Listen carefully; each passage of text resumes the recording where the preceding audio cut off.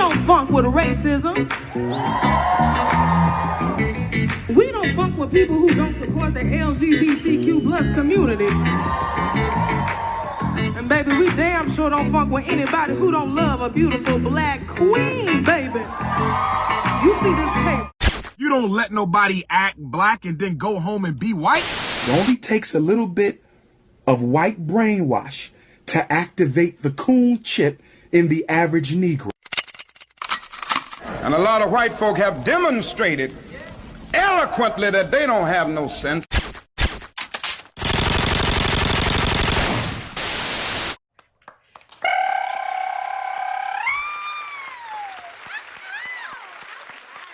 What's up, everybody? Welcome back to the Afrocentric podcast. My name is Morgan Gray, and again, I would like to thank you guys so much for coming back and visiting me here at the Afrocentric podcast. The name of this episode is called Not Your Average Mental Health Episode. Today I really hate everybody, and that's just me being real. Yeah, Monday, Tuesday, Wednesday, Thursday, bad bitches have bad days too. Friday, Saturday, Sunday, bounce back, high bad bitch, always do. All I really wanna hear is it'll be okay. Bounce back cause a bad bitch can have bad days. All I really wanna hear is it'll be okay. Bounce back cause a bad bitch can have. If the following statement triggers you, then this message is probably for you. You need to go to therapy. Historically, it has been argued that people of African American descent are victims of generational trauma that is often influenced by ancestral trauma. Because of these genetic predispositions, African American people are more likely to be exposed to certain mental health issues. The idea of therapy or taking control of your own mental health outside of the church has a negative stigma within the Black community. This, paired with the lack of cultural understanding, along with the negative stigma surrounding the idea of going to therapy, prevents Black people from regularly seeking therapy. With this in mind, the goal of this episode is to foster a safe place for Black people that struggle with mental health illnesses to come together without judgment and to openly discuss the idea of therapy for Black people, as well as taking control of one's mental health outside of church and the idea of dispelling myths surrounding the idea of medication. The more we talk about mental health, the more we can normalize it within our communities. And hopefully, soon, we can start seeing positive changes within our neighborhoods. Join me and my neurodivergent friends, Deja, Masson, and Remar Talley, as we tackle arguably one of the biggest problems facing the Black community today. I hope you are ready, because this here is not your average mental health episode. And if you like this podcast, make sure to follow, share, and to leave a review. Think of therapy, you think of, oh my gosh, I'm weak. You think of medication and you just think the worst. Because that's kind of what you see on TV too. Therapy wasn't even presented in the media as something that was good. Now it's becoming safe to say, all right, now it's a little too much going on. Somebody help me. What's up, y'all? What's up with y'all? Dang, Deja, too. I'm really excited to have y'all here with me today. Excited to be here. That's good. We're going to be talking about something very controversial, as well as something that's very needed in this day and time, because it seems like we don't know what the hell going on in the earth, in the state, in the country. And I think that more Black people need to start having honest and open conversations about mental health. All right, so with that in mind, I'm going to go ahead and read y'all's speaker bios. Y'all ready? Yes, ma'am. All right. So the first person I'm going to introduce today is Miss Deja Masson. Deja is an upcoming graduate of Mississippi State University with a major in interdisciplinary studies with a focus in art, history, and most importantly, education. Deja is from Macon, Mississippi, and she now resides in Starkville, Mississippi. Deja is a poet, a photographer, a gamer, and a self-taught artist. Growing up, Deja says she never expected to deal with a form of mental illness that could possibly be lifelong. She definitely did not understand what it was until she was 18 years old. She was diagnosed with anxiety, paranoia, and MDD before starting her freshman year in college. The trauma from her life at home has greatly affected her mental health. Now she's a lot better than she was before, and she took the time to research and educate herself about her own mental illness. Some days are a lot better than others, but for Deja, most importantly, the journey does not end. That's beautiful, Deja. Yeah, you know. Speak up, Deja. Oh shit. Damn, bruh. It's okay. Got turned to the mic. Look, okay. I'm gonna go ahead and introduce Toot, or better known as Remar Talley. Toot is currently a student at Mississippi State University and is a genius and a junior marketing and music history with a minor in music education. Toot was born and raised in Tupelo, Mississippi. He is a current musical writer and an artist of various genres. Coming up, Toot did not realize the things that came from an Afrocentric perspective until he began to dig deeper into the Black struggles and the day-to-day problems within the Black community. Toot says, quote, I definitely say the switch clicked for me around the age of 18, my freshman year of college. So y'all help me welcome Toot and Deja! Y'all dropping this motherfucker today. What's going on, man? Oof. Long ass day. I ain't even gonna lie. School to y'all is kicking y'all ass like this. Yeah, niggas be tired. Well, I need y'all to wake the hell up. The people here to hear y'all. They not here to go to sleep. Let's get up. All right, y'all. I wanted to start this conversation all out with statistics, just to give you guys sort of an understanding of where the Black community is as far as mental health goes. So the first question that I have is, what percentage of Black people go to therapy? Statistics tell us that roughly 25% of Black people, Black Americans, seek mental health care compared to 40% of their white counterparts, per the Harvard Medical School affiliate latest essay. And despite the need, only 1 in 3 Black adults who need mental health care receive it. The consciousness of not adding mental health concerns can evolve into a matter of life and death, and in more serious instances for those who are marginalized. So let's talk a little bit more about suicide by numbers. Suicide is the 10th leading cause of death in the United States, and every 11 minutes someone dies from suicide. And suicide has also increased 35% from the 1990s to 2018. All right, so first I wanted to give everybody a little bit of a context as to why I invited you guys on this episode today. So the three of us do struggle from 3 different mental illnesses. And I want to say that I personally value both of our relationships individually, just because, you know, it's nice to have friends that are struggling, maybe not in the same capacity that you are struggling in, but they still have an understanding of what you're going through. And I know definitely, like when I first met you, Deja, specifically, that's something that we definitely talked about more in depthly, which was the struggle of mental health, being Black, as well as like taking different types of medications and navigating through it. Yeah, most definitely. I wasn't expecting to meet somebody with the same trouble with mental health as me. Like, I just been going with life and, you know, meeting people. I'm like, damn, well, I'm gonna find somebody who can relate to me on some shit sometimes. That's real.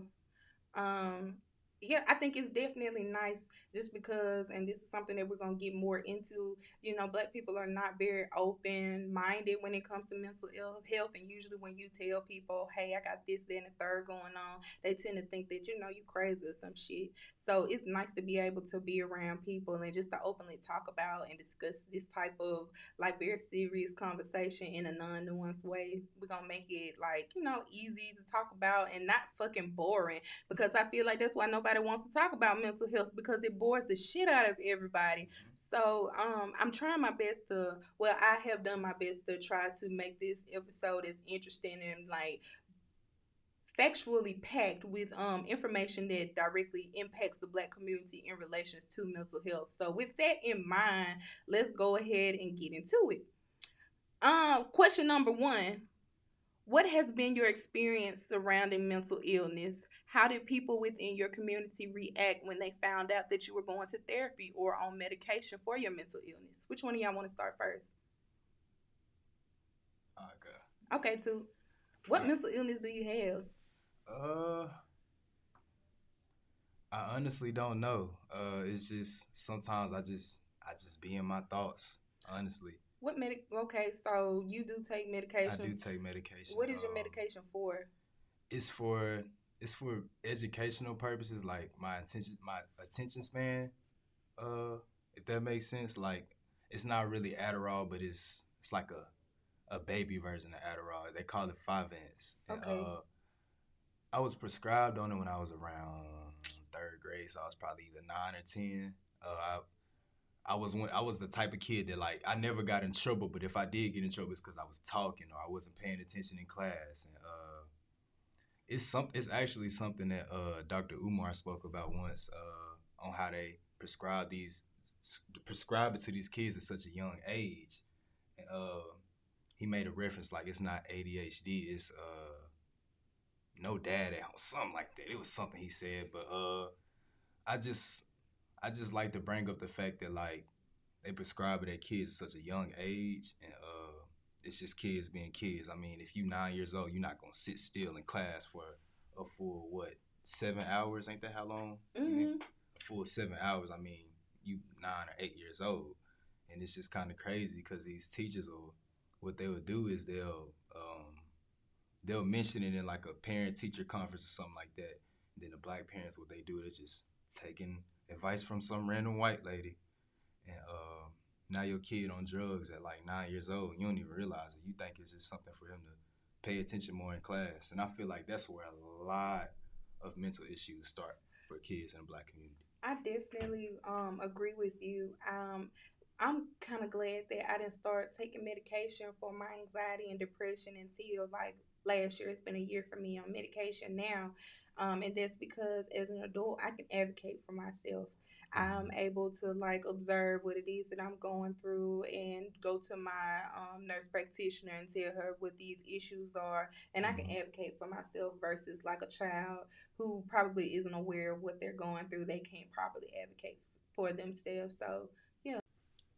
What's some myths that y'all have heard surrounding mental health like issues? Mainly OCD. Now, whenever somebody hears something about OCD, they immediately think of someone who wants everything to be clean, tight, and nice. There are many different types of OCD.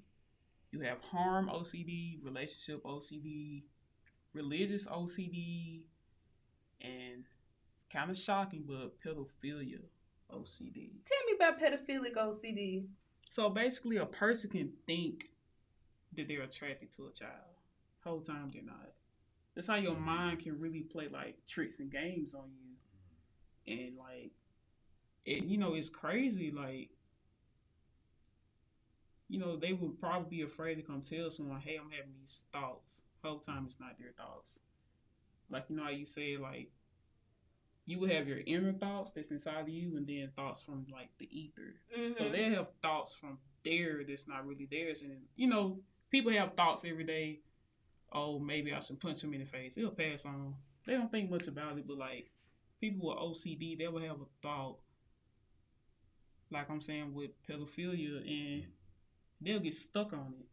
And it will scare the shit out of them. They won't go to any place with the children, probably won't get on social media, will just be distressed about the whole situation.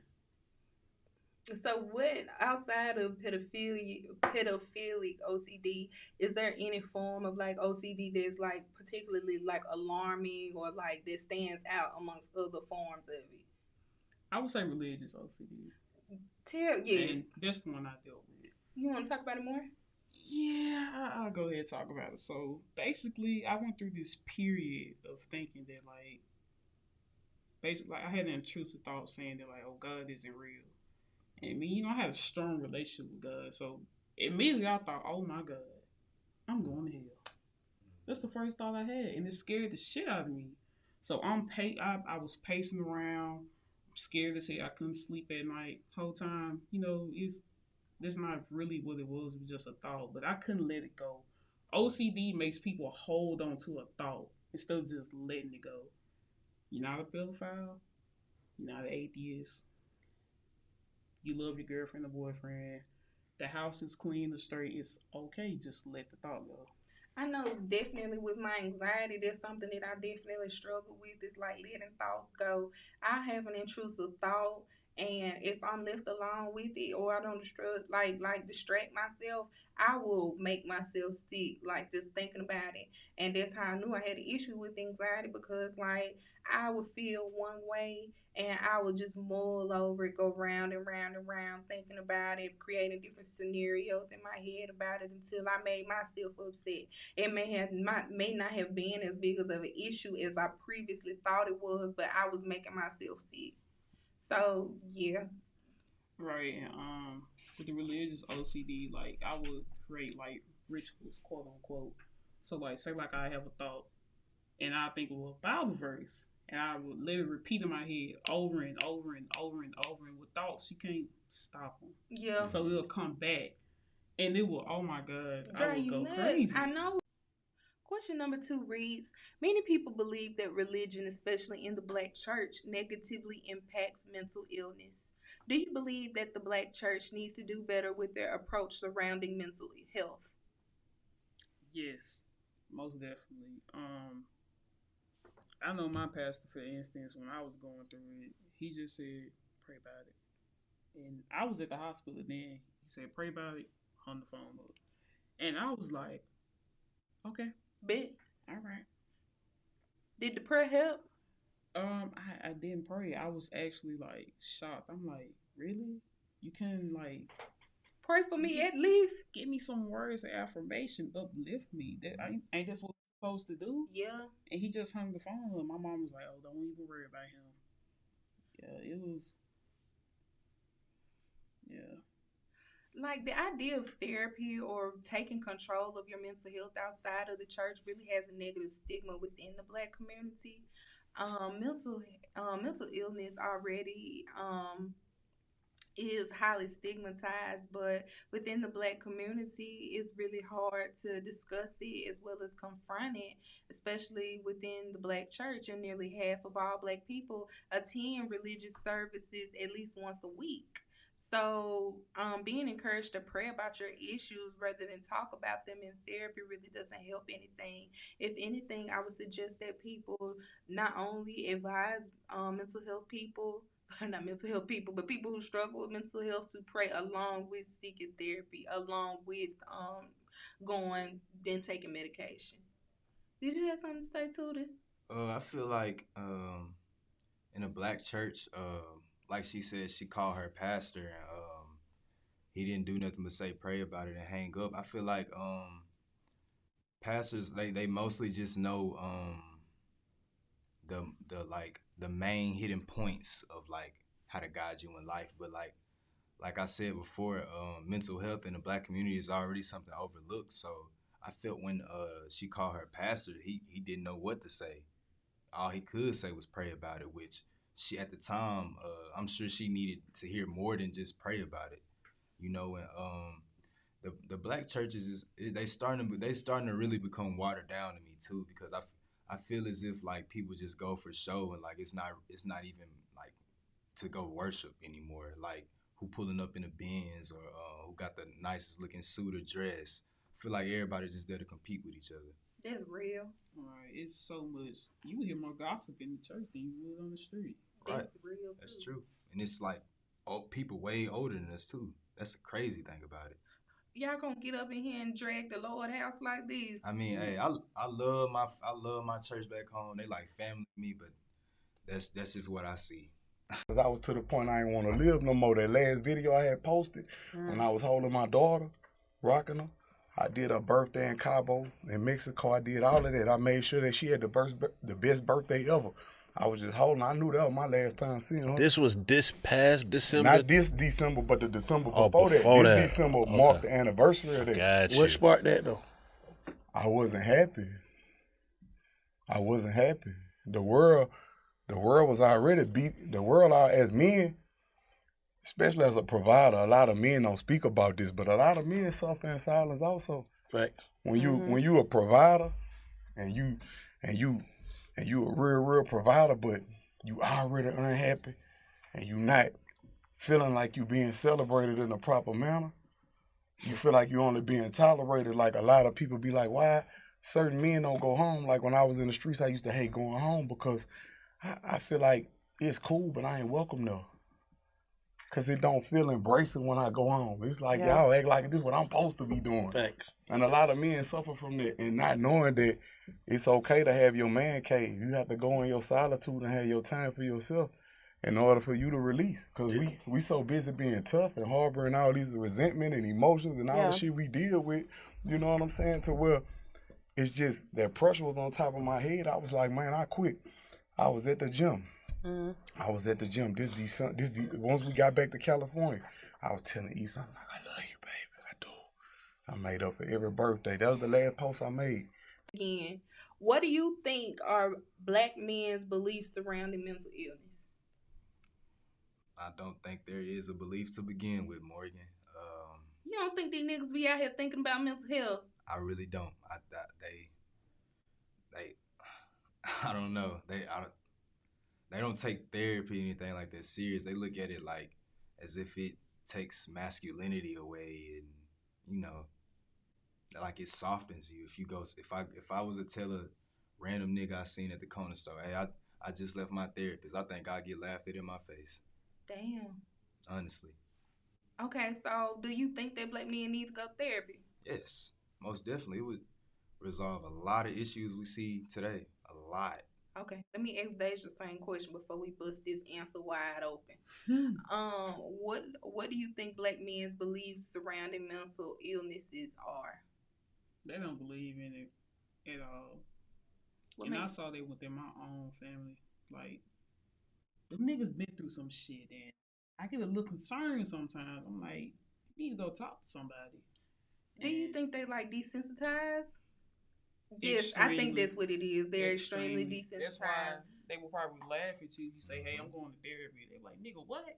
Right. They'll look at you crazy. I think that a lot of men lack emotional intelligence, and it's because they're not going to therapy. It's also because Black mothers aren't teaching them or taking the time to teach them emotional intelligence like at home. And then because they lack the awareness that they don't have it, they won't go to therapy behind it. And it's really sad. And it's different ways niggas cope. What's the ways? Pussy. Or the pussy or pussy. Yeah. Pussy. Bussy. Alcohol, weed, and the worst of them all, perks. We living in a perk pandemic right now. I just knew you was about to say white women. What's going on? Oh yeah, with white me? women too. That's the absolute. That's like down bad. That's below perks right there. Not you got mental illnesses if you fucking with the white women. Let's see. Many still believe that there's no need to go and sit on a stranger's couch that they don't know. And many people really struggle with distrust within the medical community. And there's not even just like mental health, that's health in general. Like Black men won't go to the doctor. My mom be telling me about the baby boomers. They be having heart attacks, strokes, everything, won't go to the doctor. But, you know, there's such a mistrust within our community, especially like with the Tuskegee controversy of 1932. And it started the distrust, but more importantly, in the 1800s, there were a group of mentally disabled Black boys that were placed into a mental home, and it was set on fire, and all of these children were killed, and no one cared. So I feel like that has a lot to do as to why a lot of these Negroes won't take their ass to therapy, but it's not an excuse. I'm gonna give y'all a trigger warning now, because this is a whole different type of video. Like, I'm really about to have to say some things. Y'all do not know what it feels like to be a dude, grow up being a dude, live life every day being a guy. A Black one at that. I went my whole life without nobody caring about my mental health or how I was doing. I went my whole life with people drilling in my head that I need to stop being emotional. I went my whole life with people telling me, oh, you can't react and you can't. So now after 21 years of people drilling this into my head, now that I'm emotionally unavailable, I'm wrong? And frankly, no, I'm not. I don't want to just sit down with somebody who has a piece of paper from some university to say that they can tell me what's wrong with me. The truth of the matter is, most of y'all don't care. A lot of you don't care. And then you don't start caring until we really just become unavailable to y'all when y'all want something from us. Like, Black men are the only people I have ever seen crucified and scrutinized for the simple fact that they are not okay because of trauma. What? You're traumatized, bro? Be a man. You're traumatized, bro. Go to a therapy session or something. Be a man. Go dig a hole or something. Like what? And then y'all love to act disingenuous about the fact that y'all act that way. Like y'all love to pretend like y'all don't act like that. The problem isn't us now. The issue is the stigmas and stereotypes y'all allow people to push onto young men and boys. Y'all glorify these things. Like, do y'all not understand that most men are used to emotional neglect? Like, y'all want us to open up, but then y'all want us to be these emotionless robots. And then y'all want us to open up again just to throw it back in our face whenever you get mad. Again, another situation where you guys are so quickly to just blame us for simply not being okay. Like, I didn't do this to myself. I can't help that I'm messed up. I didn't mess myself up. Like, why would I do that? Like, do y'all realize it's a popular idea in the black community to simply not care about somebody's mental health, especially men? Like, do y'all not understand how therapy actually goes for most dudes? Like, this is a random person sitting across from me. And again, y'all want me to tell this person everything going on with me because of a piece of paper they got from a university. I don't know this person. This person doesn't know me. Like, people that I know and care about and claim to have cared about me have thrown my shit back up in my face, have thrown my trauma back up in my face, have used my scars against me whenever they felt like they, like, you know what I'm saying, whenever they got upset. So why would I tell this random person that I know nothing about all of my little issues? And like, no, I'm not doing that. Like, why are we playing the blame game when it comes to somebody's traumatic experiences, bro? Some of y'all are real weird. Shit. Let's go ahead and just talk about Kanye for a second, just because I feel like he's the poster boy of a black men with mental illness and stuff. And we were talking about weaponizing mental illness earlier. Um, what we were talking about was the fact that when it comes to mental illness, a lot of people use it as a way to write off bad choices that they made, or to make different excuses for why they did what they did, and never really take accountability for the actions that they have done or created. So with that in mind, like, I feel like Kanye does weaponize his mental illness a lot, but I also feel like there's not enough representation of black people within the bipolar field to be able to have, and that is a huge issue. I have been hearing from a lot of different nurses, and they were talking about how racism is within different like mental health facilities, because like what they have in the DSM, that's what it is, right? The DS5, the yes, the DSM. So essentially, the DSM is the manual that they use to like diagnose different people with different mental illnesses, and it's updated like every couple years or so. So they write it from a perspective of white people, and they study white people with these mental illnesses, but they never study black people with mental illnesses because they present themselves in different ways. So, for example, I heard this black nurse talking about how there was a black boy sitting in a room by himself as a patient. He got checked in to get evaluated, and this white nurse had like just checked on him and evaluated him. So when she came in to write down his notes and stuff, she was saying that he was schizophrenic, he was talking to himself, this, that, and the third. And the black lady checked over her notes, and she figured something wasn't right. So she went to investigate on her own. She was talking about how when she went into the room, she realized that the boy was sitting in the room rapping and twisting his hair.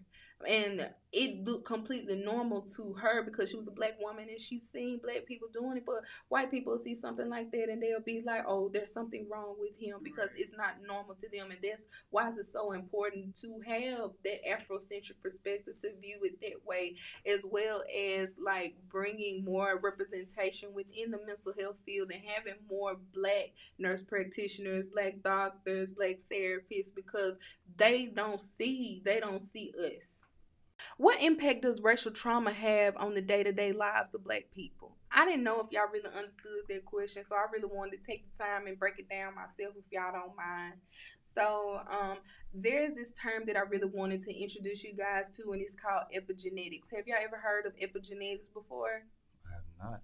Okay, so historically, it has been argued that people of African American descent are victims of generational trauma.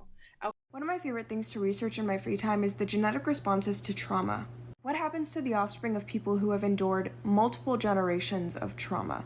I've made a few videos on here on epigenetics, but people who are descended from groups that have overcome decades of genocide, chattel slavery in America, the murder and genocide of Native Americans, and the hundreds of other indigenous groups that were almost wiped out of existence across the world. The descendants of these groups of people are the ones that are most likely to suffer from mood disorders or depression and anxiety. A lot of the precursors to some mood disorders and personality disorders would include heightened emotions, heightened sensitivity, and quick to temperament.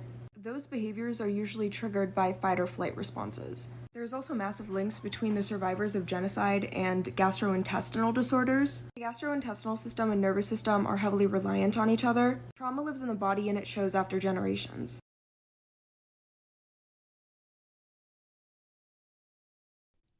So since we are talking about mental health, I feel like it's so important for us as people who deal with mental health to address the Black parents within the Black communities. So do y'all have anything y'all want to get up off that chest?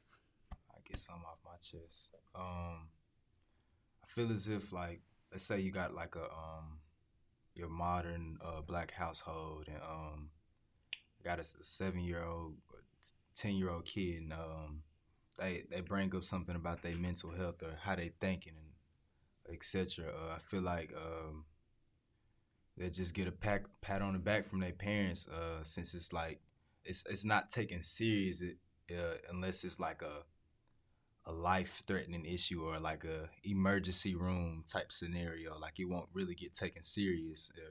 Most parents, they feel like mental illness is something they don't want to pay for. Just the list goes on, but it's something that's like overlooked, especially if it's a younger kid. They feel like they don't even know what they're talking about. That's my take on that. Right. I know with me personally, I think with my parents, because what was going on at home, I didn't want to bring it up to them because like it was already enough, and a child shouldn't feel like that. If there's something wrong with me, I should be able to come tell you and not just hold off because of whatever y'all got going on. It's very true. I think for me, as far as like Black parents and stuff, I just want to remind Black parents that it's harder to be a child now than it was back when they were children, just because of the introduction of like the internet and cyberbullying, as well as like the use of filters and stuff really got children like looking at themselves differently. That's where their body dysmorphia comes in, because children, like suicide rates amongst children are extremely high, and it's like they don't pay attention to it. I will say this. When I was working at the Boys and Girls Club, I did come up on my first encounter of like self-harm, like amongst one of my students. I had a white student, and he was probably 7, and we were doing homework, and I looked down and I realized that he had all these red lashes up and down his arm and stuff. He was suicidal at 7.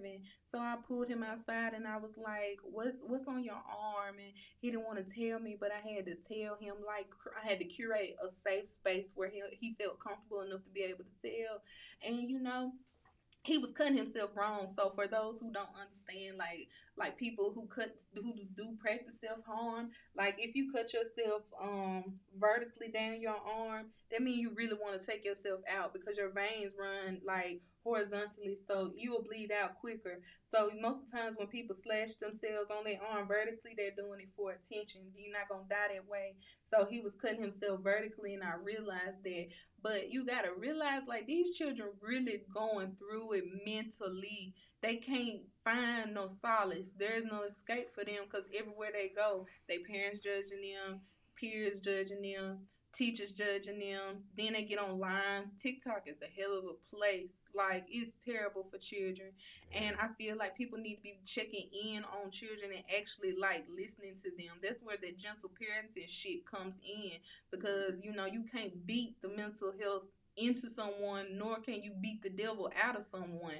Like, y'all need to be trying to find therapists or find an insurance that'll pay for therapists down here in the South. And we also need to be opening more therapy places in the South for people down here. The South has the highest amount of mentally ill people than any other place in America.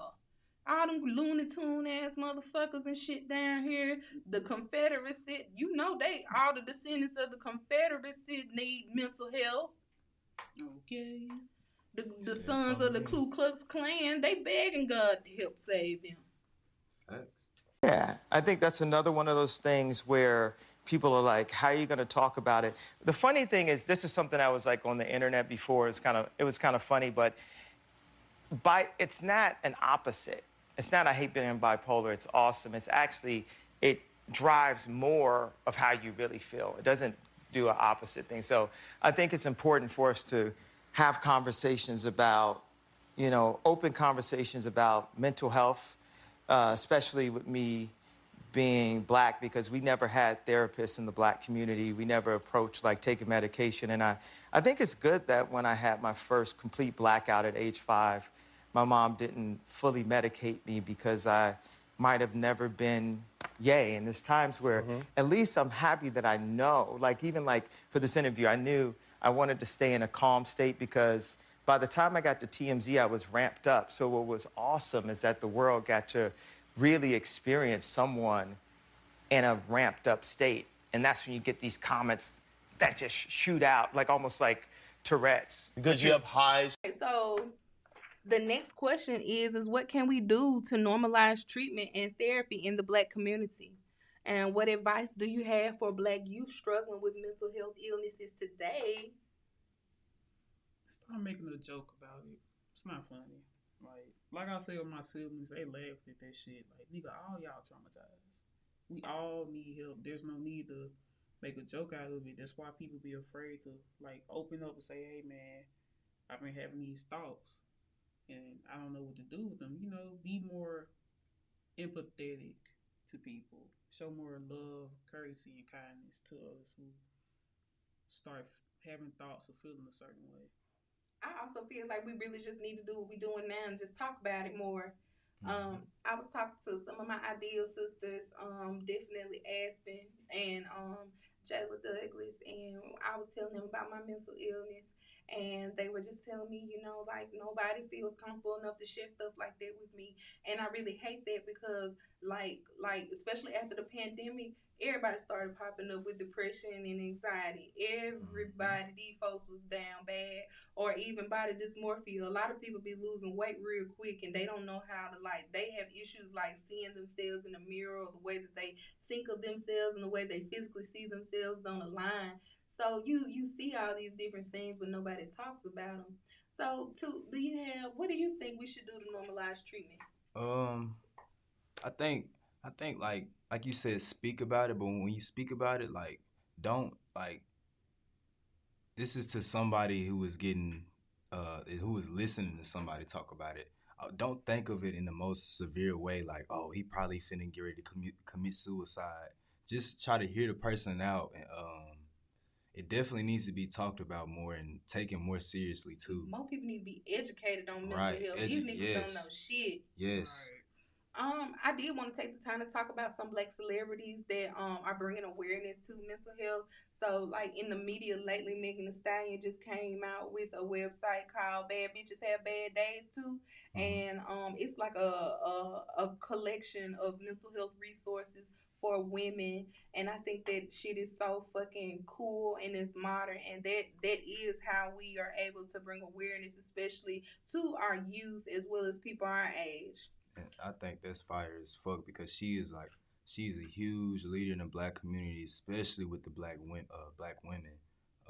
My little sister, she loved Megan Thee Stallion, and that's real good to hear. Can y'all think of any other celebrities y'all feel like represent mental health well? What about Kanye? Yeah, I would say Brandon Marshall. He owns I Am Athlete, that podcast, and he was diagnosed with borderline personality disorder. And you know, he do like a wellness check with all his friends on there, and explains the importance of, you know, taking care of yourself. That's lit. I also like the way Charlamagne talk about mental health illness too. Charlamagne is a huge advocate for Black people, making sure that they mentally are okay. Dr. Umar as well, but we already knew that he has his own PhD in mental health. Facts. And y'all also need to go buy his book too, especially if you have a child with mental health issues. His book is literally made for that, how to raise a child with mental health issues, well, how to advocate for those children, like in school systems. So I feel like it's definitely needed. Let's see. I do have a couple of tips for you guys. So we're gonna get into that in the next segment. Okay, so the second part of the question is what advice do you have for Black youth struggling with mental health illnesses today? Here is my list of things that you can do to help with mental health issues, and I'm gonna run through it real quick, and then I'm gonna give you guys an opportunity to talk about what tips y'all have outside of this list. Okay. So the first thing you want to do if you are struggling with mental health issues is surround yourself with people who love you, not the people that don't love you or your fake friends or the people that are ignorant towards mental illnesses, but the people that truly love you and have your best interest in mind. Secondly, you need to be setting boundaries. Apply healthy boundaries can help challenge those who believe that their worth relies on how much of themselves they can extend to other people. It has a lot to do with those who have depression and anxiety or any other mental health issues too. Don't overstress yourself out and don't take no other shit on. Set boundaries. Make sure that's a form of self-love and self-respect. So y'all always need to be doing that. The way you another tip that you need with mental health illnesses is viewing yourself in a positive manner. So how you view yourself really impacts your mental health immensely. And there is a quote I wanted to read to you guys, and it says, setting clear personal boundaries is the key to ensuring relationships that are mutually respectful. Boundaries are a measure of self-esteem, and they set limits for accepting behavior for those who are around you, determining whether they feel able to put you down or take advantage of you. Make sure that when you're looking for a therapist, your therapist looks like you, right? Yeah. But there's also a shortage of Black therapists. Like, that's really the main reason for like the long wait lines and stuff. Like up here at Mississippi State, the mental health center, they have like long waiting periods because people be wanting Black therapists and stuff, and they can't get their hands on them. Which I don't blame them. I don't want no white lady telling me what I need to do. Very much that, but because you Negroes keep on shaming people for wanting to go into therapy or telling people they won't make no money, Black people not interested in becoming therapists no more. That really our fault. But I digress. Yes. Remember that taking medication do not make you weak. All right. Also, my favorite tip is going to be take vitamins. I feel like people overlook vitamins a lot. So let me give y'all a list of vitamins you guys should be taking to help with your mental health. So vitamin D. So vitamin D helps with your mood fluctuations. Vitamin D is referred to as a sunshine pill. And just like the sun helps you elevate your mood, vitamin D pills will as well. So they'll make you happy. They'll help with your mood and calm you down, and it's so needed. Secondly, ashwagandha root. Ashwagandha root is great for mood elevation and energy, but be careful with overusing ashwagandha because it will cause you to become desensitized. But I feel like ashwagandha root helps boost your energy, and it'll just make you very light and happy to be here. Also vitamin D3. Yeah. Do y'all have any tips or suggestions? I'll say go outside. Yes. Go outside, get grounded, go sit in the sun, put your feet in the grass. Yes, like I know in high school I would spend so much time sitting outside my grandmother's house in the sun, and it just felt amazing. It was really an energy boost for real. Mm-hmm. And eat healthier. Like what you eat really do affect your mood. It really does. Big facts. I know I'm a fat nigga now, but shit, I know when I eat healthy, I feel a whole lot better. You talking about fat nigga, baby? It's fat nigga season, baby. We out here winning good. Yes, we in demand. It's cold outside. What about you, too? Find some hobbies. You know, that don't include smoking weed. Right. They don't include smoking. You know, find your passion. You know, and realize that you're not alone too. Thank you. That was so beautiful. Yeah, one last thing. Don't masturbate. Leave the porn and all that alone. Please, y'all. No, really though. Shout out to the slaves. Yeah, shout out to the slaves. You feel me? Shout out to Harriet Tubman. Shout out to she's a real nigga. Shout out to the real niggas. And shout out again to all those people who hate my guts. Y'all are doing a justice and an effort to the world. Keep breaking these men down one at a time. You are obsessed and sick. And now it's time, for the big black shout out. Yeah, yo nigga want me. Yeah. I can't rap. Yeah. What's up with it, y'all? All right, so the big black shout out, which is one of my favorite segments, is an opportunity to help celebrate the black dollar and circulate it within our communities, as well as to give audience members an opportunity to explore black-owned hidden gems. So, Miss Deja, who would you like to shout out this afternoon? All right, first shout out goes to my fiance. My baby, you already know. Come on. You already know. Y'all can book an appointment with her on her Instagram Tell the page. people her name. Anaya Mason. It's rude, but hey, she finna be Miss Mason, baby. Period. You already know how I get down. But hey, y'all can book us an appointment on her Instagram, Hair by Anaya. Literally, Hair by Anaya. Spell it. H-A-I-R B-Y dot Anaya. A-N-I-Y-A-H. Y'all, if y'all be liking the way my hair be braided and styled, that's by Anaya. So, Anaya can grip almost anything. She do a good job. If y'all are in the city or near the city, y'all please make sure y'all check out Anaya. Shout out Anaya. Who's the next person you want to shout out? I would like to also shout out Kayla Bland. She's a braider from my hometown. She does an amazing job. She can grip too, baby. And I mean, it looks clean. You telling me she can grip my thoughts and imagination? Shit. I mean, hey, and she's very neat. Book with her on her Facebook page. Her name is Kayla Bland, Kayla Bland, B-L-A-N-D. That's beautiful. You got anyone else you want to shout out this afternoon? That's it. All right, shout out to Anaya and Kayla. Come on, who you trying to shout out? I like to shout out my barber. He got me my fade looking real nice right now. BJ Cuts is on MLK. What's the name of that place?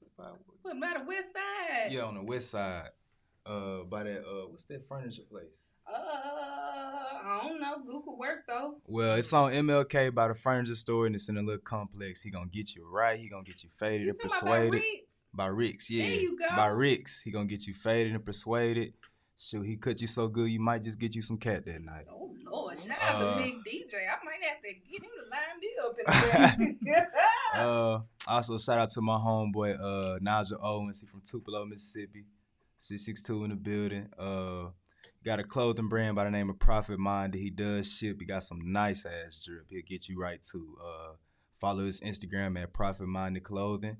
And I also like to shout out WTF Starkville. If you from Starkville or familiar with the area, you know what I'm talking about. I had me some good ass loaded cheese fries the other day. This shit was so fire. Both of y'all are artists, like in your own individual ways. Y'all go ahead and shout yourselves out.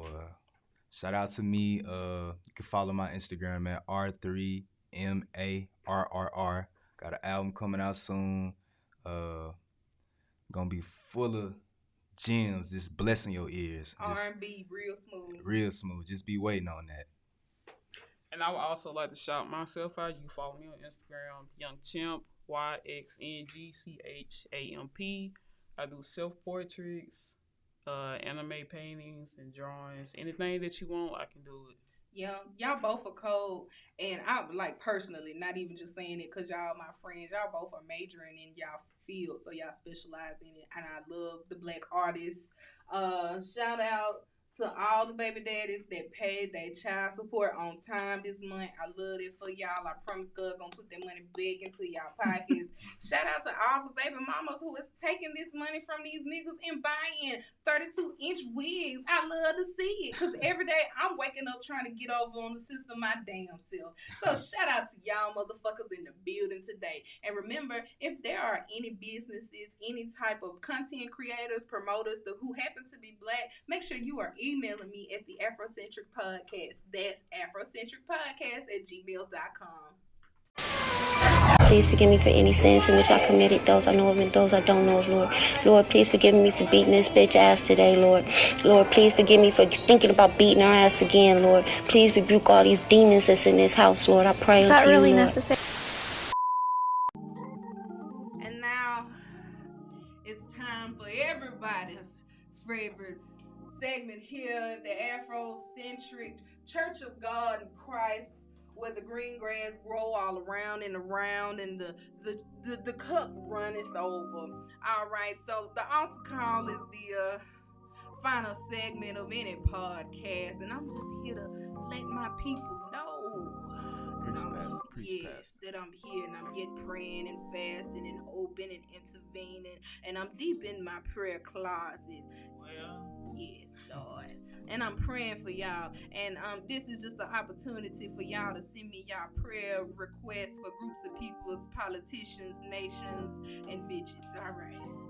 So the first people that we'd like to talk about and pray for today is the motherfuckers that is empathizing with Jeffrey Dahmer.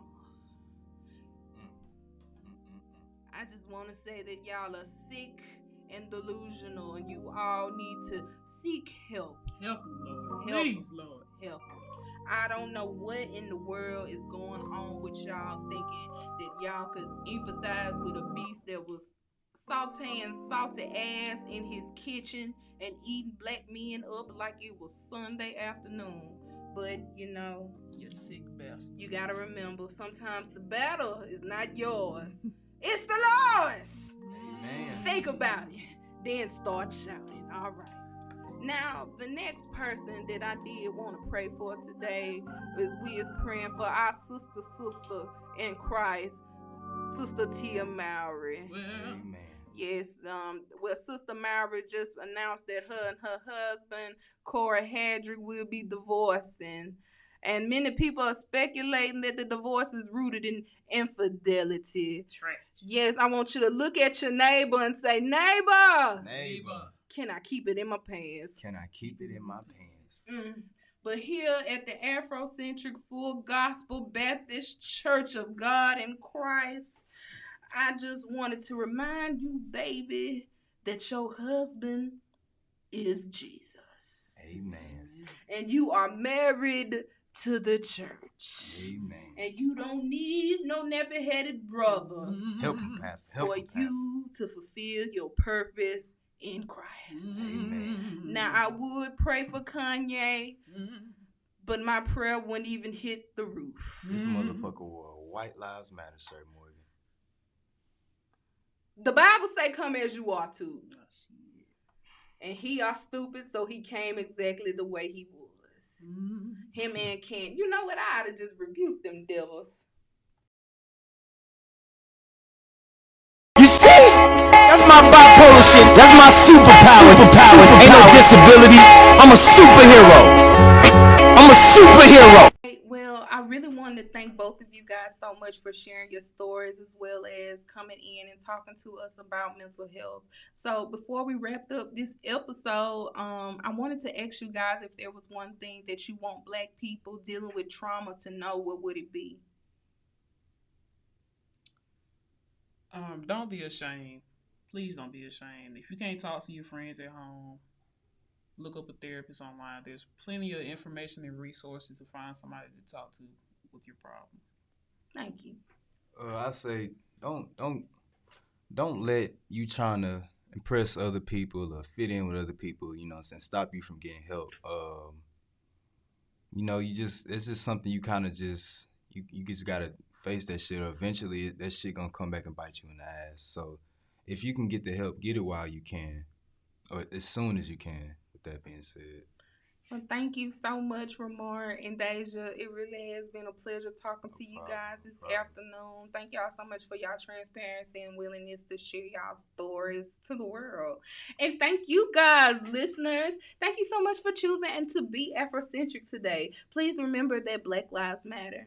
Listen and protect Black women. And the only thing that you must do in this lifetime is to be Black and die. Remember that we're just civilized people having civilized conversations. I'll talk to you soon. Ta-ta.